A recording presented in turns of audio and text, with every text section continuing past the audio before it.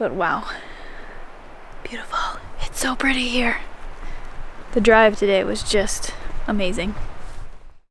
I'm Kelsey, that's Tim, and this is our rolling home Dusty.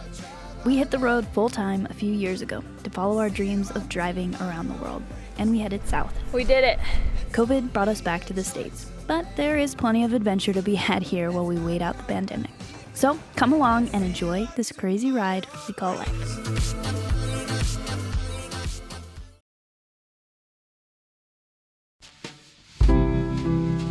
Well, this time we find ourselves in Skagway, Alaska. We had chosen to get off at this stop as it was the most northern port that wasn't fully booked, and now that the Canadian border was open, the plan was to drive through Canada up to mainland Alaska. But to get across the border, we needed a COVID test, which meant we had to wait a day until the little clinic was open. So here we are, very early in the morning, fresh off the ferry. It was cold, dark, and rainy. And after a quick lap around town to get the lay of the land and confirm indeed everything was closed, we decided to crawl into the back of Dusty to get some sleep in the ferry terminal parking lot. I love that we can easily and comfortably sleep in the back without popping the top. When daylight came, we searched out the local coffee shop and wandered around town waiting for things to open up. But we quickly learned that many things were not going to open up because, well, there was no cruise ship arriving today, and that Skagway had had a long, hard couple of years with pretty much no tourism due to COVID, and tourism is just about the only industry in this tiny town. Skagway started life as a homestead, but when gold was discovered in 1896, that homestead was soon overrun by prospectors. In fact, only 6 weeks after the steamer ship the SS Portland carrying a ton of gold had arrived in Seattle, setting off the Klondike Gold Rush, in July of 1897, there were already 3,000 people in this soon-to-be boomtown of Skagway. By October of 1897, a Northwest Mounted Police report described Skagway as having grown from a concourse of tents to a fair-sized town with well-laid-out streets and numerous frame buildings, stores, saloons, gambling houses, dance houses, and a population of about 20,000. 5,000 stampeders alone landed in February 1898, according to Customs Office records. But once people landed in Skagway, their journey had really just begun. They needed to make their way up over the mountains, with their required year's worth of supplies to Dawson City, some 600 miles away. Now, there were two ways to get over the mountains. They could choose the 45-mile White Pass Trail out of Skagway, or the 33-mile Chilkoot Trail out of Dyea, a nearby town that competed with Skagway, now a ghost town. The two trails ended at the shores of Lake Bennett in the Yukon Territory, the headwaters of the Yukon River, where stampeders would then need to build a boat to carry them and their year's supply to Dawson. By the way, a year's supply meant 1 ton of supplies per person, so not only did they have to make it over these crazy trails, they had to do it multiple times. Anyway, the White Pass lacked the steep slopes of the Chilkoot, but it was 10 miles longer and had its own obstacles. It was said that there ain't no choice. One's hell and the other damnation. By May of 1898, construction had begun on a railroad, which incredibly was completed in July of 1900. And after the gold rush, Skagway played another important role in U.S. history during World War II, when it was the supply depot of the U.S. Army's Alaska Highway Project. So all of that to say, there is so much history here, so many incredible stories. It's worth digging into a bit. Anyway, today in Skagway, there are only about 1,000 residents in town, and of those 1,000, only about 450 live here year-round. So it's small. And after the pandemic, many businesses have closed. The ones that have remained afloat have extremely limited hours. It was an odd feeling walking around town, like walking through a closed-down theme park. Clearly, the town is set up for lots of people. But right now, there's hardly a person in sight. In a normal summer, Skagway can see 10,000 people a day and gets a whopping 1.1 million visitors annually. Selfishly, I was glad we weren't dealing with 10,000 people in this tiny town, because I'm pretty sure that would have made us want to leave immediately. But it was also really sad to see a place so affected by the pandemic. After wandering around for a while, the Skagway Fish Company opened up, so we decided some fish and chips sounded pretty good, and this place came highly recommended by the locals. And guess what? It was the best fish and chips we've had. If you're ever in Skagway, I recommend stopping by. You even get a nice view of the harbor. And fun fact, this harbor has such a crazy tidal swing it never ices over, which I thought was kind of interesting.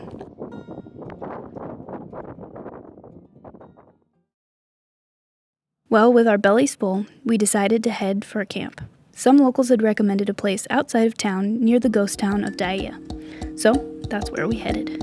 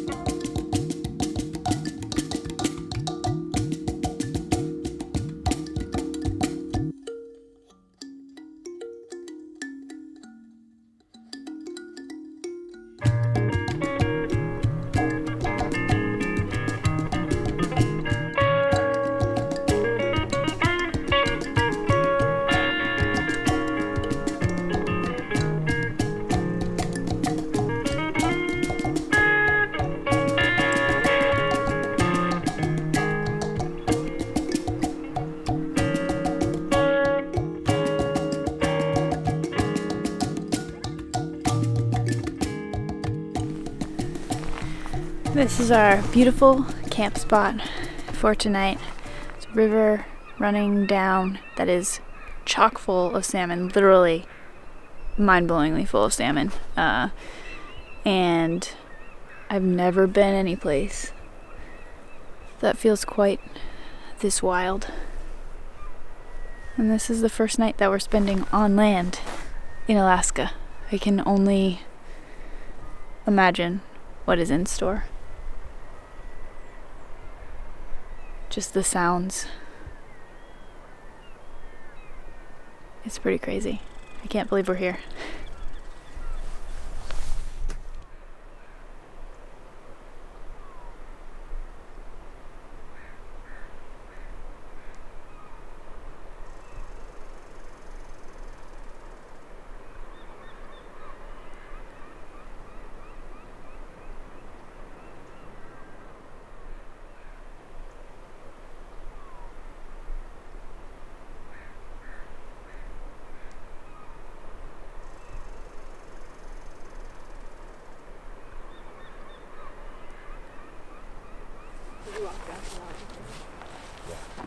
So there's a path.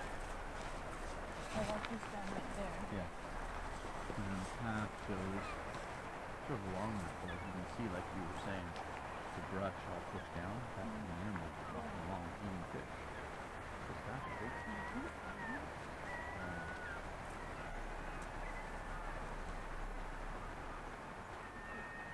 It's hard to sum up how it felt standing here, trying to take everything in, the noises that were sharp and clear yet somehow dampened at the same time. The views, the fresh salt air, my senses were alert in every way. A tinge of wariness, with all the salmon there were surely bears around. I felt like we were standing on the edge of a big adventure, a sense of wildness. We were jumping into something new, something wilder and more untamed. We had been building up to where we now stood. I talk often about having trouble being in the moment, but right here, it was hard not to be in the moment.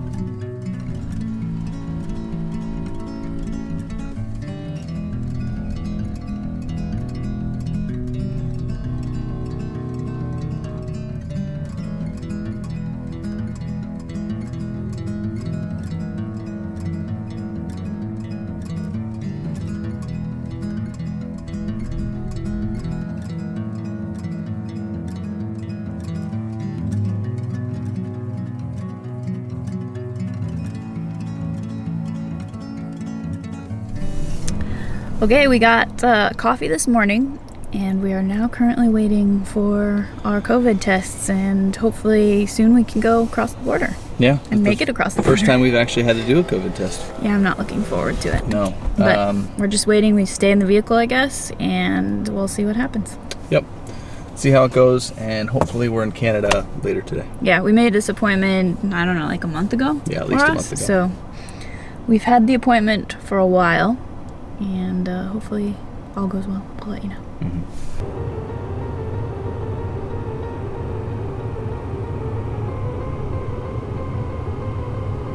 Okay, we did it. We Yeah. have very clear sinuses now. That was wild. Yeah, that doesn't feel good But at all. I was so happy that he was like, "You do it yourself." Yeah, he let us do it himself And because just he's made like sure it went up made far sure enough. it got what it needed, but he said it's a lot gentler if you do it yourself than if he didn't. So that was nice. Yeah, I'll take it. Yeah, they said they're really busy here with lots of people getting their tests. So we should know in an hour. Pretty much anybody that was on the ferry, I think, is here. Yeah, And I think then this was another the truck, first too. day after the ferry got in that this clinic was open. Yeah. So I think we're lucky that we made an appointment quite a while ago. Yeah. And we should know in an hour if we're all good to go. 1 hour later. All right, we just got our test results, Woohoo! and we are good to go. So we're headed to the border now, Yeah. and hopefully we have everything in order for the border. We have to do like an app and answer all these questions, and but Yeah, everyone we that we've talked scanned to in. said it went well if they had everything in order. So I think we have everything in order, and wish us luck. It's supposed to be a really pretty drive. Yeah, basically you have to scan in your passport, Yeah. scan in your COVID test, or your vaccine. vaccination, Yeah. and then bring a 72-hour COVID test. So that's kind of the process right now, but I'm sure it'll change pretty often in this current world. So we'll Yeah, see. so wish us luck. Hopefully we get into Canada.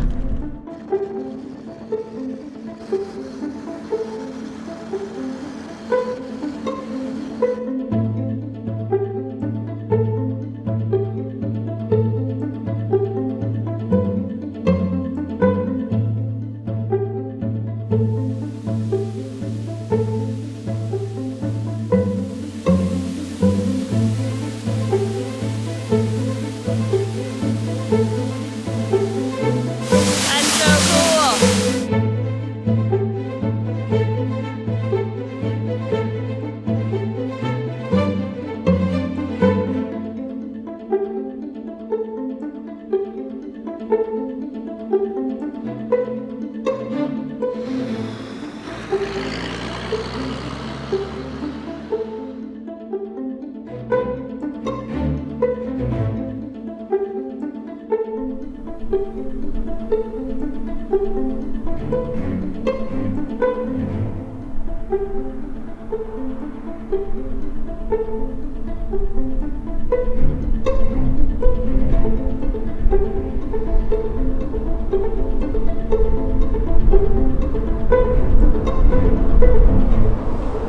Okay, we're taking our sweet time to get to the border because we can't stop taking pictures.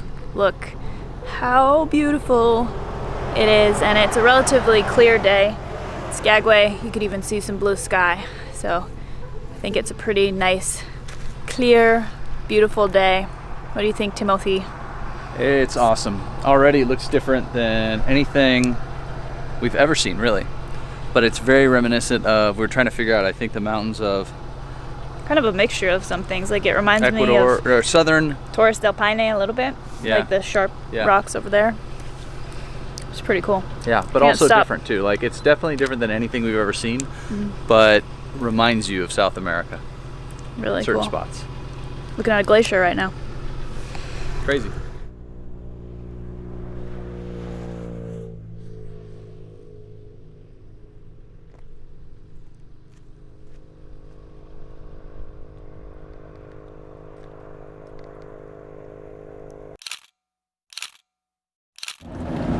Almost to the border.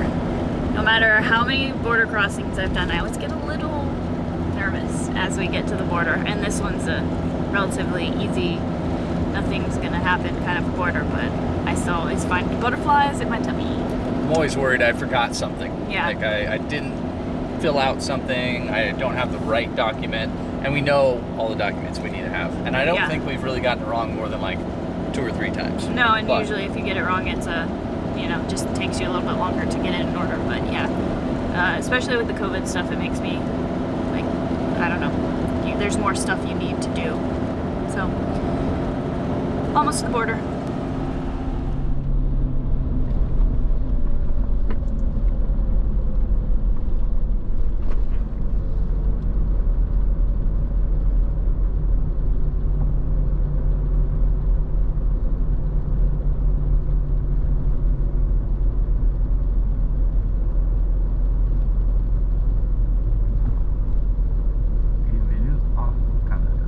That's so cool. Do you want to get a photo of that? Just do that out the window. We are in Canada. We have passed the border test.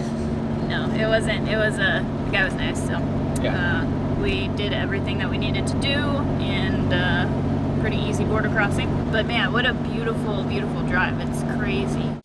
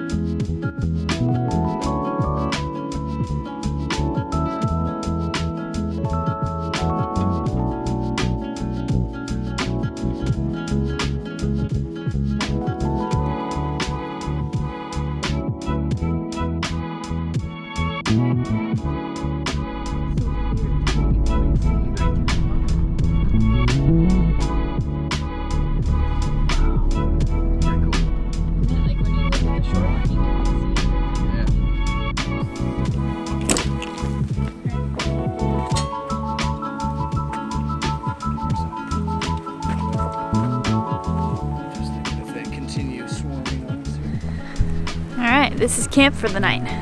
Canada camp, night 1. And we are overlooking beautiful river, a lake just a little bit south of here. And it's a lovely sunny day. So cool, crisp air, but still like the warmth of the sun. It's really great. Just beautiful. We saw a bear, our first bear, on the way here. And pretty excited to eat. We didn't get a bunch of groceries because we'll be crossing the border back into Alaska pretty soon, so we'll just subsist off what we have now that's allowed to cross the border. And so I think tonight is some canned soups, which I'm actually pretty excited about. So, and I'm hungry. But wow, beautiful. It's so pretty here.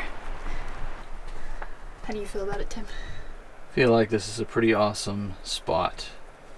And we have service for the first time in, well, for more than a couple seconds in like a week, right? Yeah. Which is kind of nice not having it, so. Nice enough to have the screen down and open. It's nice temperature. Yeah, beautiful temperature. And this river is so clear. I mean, Yeah, really it's makes crazy. me wish we go down there and fish. I think we're going to have to look into what we need to do to get a Canadian license as a tourist. But we're going to head back into Alaska as of probably even tomorrow or the next day. So might just stick with the Canada fishing permits. But man, it is just... Or you mean Alaska fishing? Sorry, Alaska fishing permits. Because it is just so perfect. It looks like Caribbean sort of blue water. But it's that fake water that's so blue that you know, it's like it should be in the fish tank or something like that. Yeah, you can see like every boulder at the bottom of underneath the water. It's like pretty crazy. And then, you know, bald eagle sitting in a tree next to you. We saw a bear crossing the road. It's just like, this is what my experience was with the little bit of Alaska I got to do in Ketchikan 25 years ago. But it's so cool to be back and just have that much abundance of nature.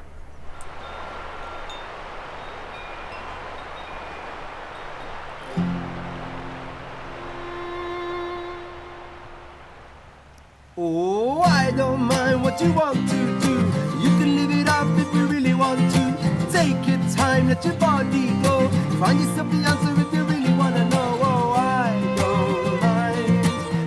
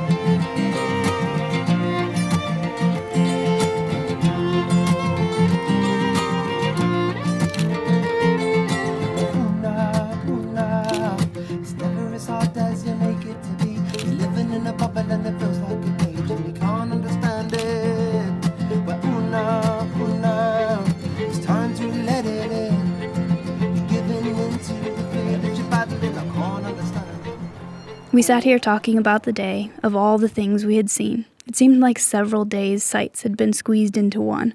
I think we were overwhelmed by the beauty. It's so tough to truly share these incredible places with you. I wish you all could be there to really experience them, but I can only hope these videos give you a tiny glimpse of the magic that is out there, if you just go looking. Of course, most of you already know this. Anyway, that's it for this episode. Thanks for coming along, and we'll see you next week as we head into mainland Alaska.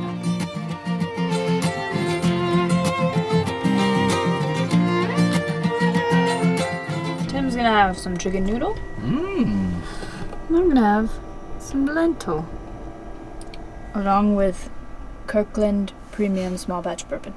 It comes out of the Kirkland machine just after tires, so you know really- it tastes good. I think this might be my last trip with my favorite socks, which I got when we cut the roof off of Goose. I needed warm socks to go up to Canada, and so I bought these because they were on sale at REI, but I really like them. And they're starting to get worn out. They've come all the way down to South America with me. They're the socks that I like to sleep in because they're nice and big and cozy. Might have to find some more, which makes me sad. Random facts.